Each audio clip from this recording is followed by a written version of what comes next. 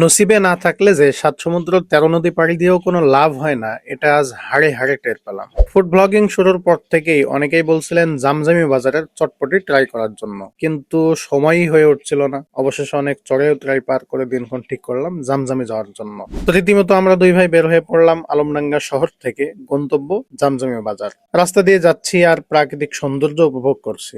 আর এই রাস্তায় আমার সবচেয়ে পছন্দের জায়গা যমুনার মাঠ। এখানকার প্রাকৃতিক সৌন্দর্য সত্যিই অসাধারণ। এই জায়গার সৌন্দর্যের ভক্ত যে শুধু আমি একলা তা কিন্তু না, অনেকেই সুন্দর সুন্দর কমেন্ট করে এই জায়গার সৌন্দর্য নিয়ে। যেমন আমাদের আবু বকর ভাইয়ের এই কমেন্টটাই পড়তে পারেন। যা হোক, খুব অল্প সময়ের মধ্যেই আমরা জামজামি পৌঁছে গেলাম, কিন্তু পৌঁছানোর পরই হতাশ। খুবই দুঃখজনক একটা ব্যাপার হচ্ছে, এই বটতলায় সেই লোকটা বসে, কিন্তু আমরা আলমডাঙ্গা থেকে এত কষ্ট করে আসলাম এই লোকের চটপটি রিভিউ করবো বলে, কিন্তু আসার পরে দেখছি যে এই লোকটা আজ বাজারে আসেনি। মানে আজকে জামজামির হাটের দিন ছিল, তারপরেও আসেনি। তো এখন কি করব, ভিডিও না করে কি ফিরে যাব নাকি অন্য কিছু রিভিউ করব, দেখি কি করা যায়। ফাইনালি সিদ্ধান্ত নিলাম, যেহেতু জামজামি চলেই এসেছি, কিছু একটা তো করাই লাগবে।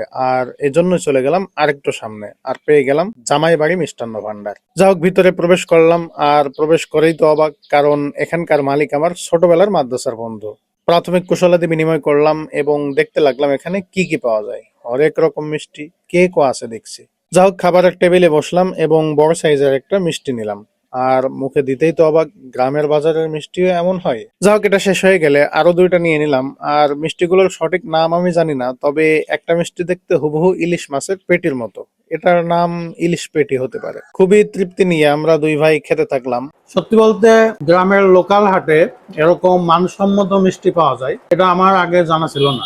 অনেকে তো বলে আলমডাঙ্গা শহরে নাকি ভালো মিষ্টি পাওয়া যায় না, তারা সবসময় চুয়াডাঙ্গা বা কুষ্টিয়ার মিষ্টি খোঁজেন। তো জামজামের বাজারে যে এরকম মানসম্মত হরেক রকম আইটেমের মিষ্টি পাওয়া যায়, এটা আগে আমি জানতাম না।